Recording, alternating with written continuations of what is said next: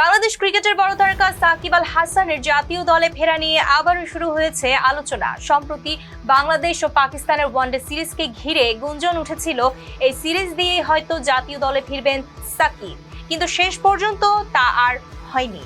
মূল কারণ তার বিরুদ্ধে থাকা আইনি জটিলতা। এই সমস্যার কারণে এখনো দেশে ফেরেননি বাংলাদেশের সাবেক অধিনায়ক।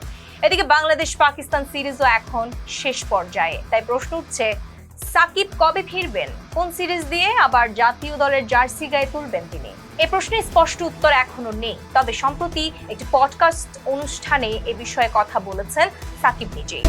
আবাসনে আস্থার আদর্শ, নতুন ধরা, নতুন প্রজন্মের নতুন পৃথিবী। তিনি বলেন তিনি এখনো আশাবাদী জাতীয় দলে ফিরতে পারবেন। তার ভাষায় বর্তমানে সবকিছু আইনি জটিলতায় আটকে আছে।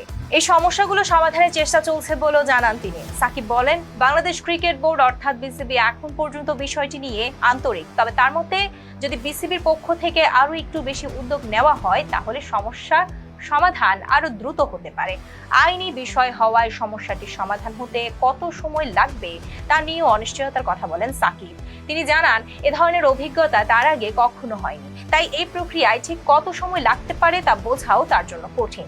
তবে একটি বিষয় খুব স্পষ্ট করে বলেছেন তিনি, আইনি সমস্যার সমাধান যেদিন হবে তার পরদিনই দেশে ফেরার চেষ্টা করবেন। সাকিব বলেন, যেদিন সমাধান হবে ইনশাআল্লাহ, আল্লাহ চাইলে তার পরের দিনই ফিরব। পডকাস্টে আরেকটি ক্রিকেট বিষয়ে কথা বলেছেন তিনি। আলোচনায় আসে পাকিস্তানের রহস্য স্পিনার উসমান তারিকের নাম।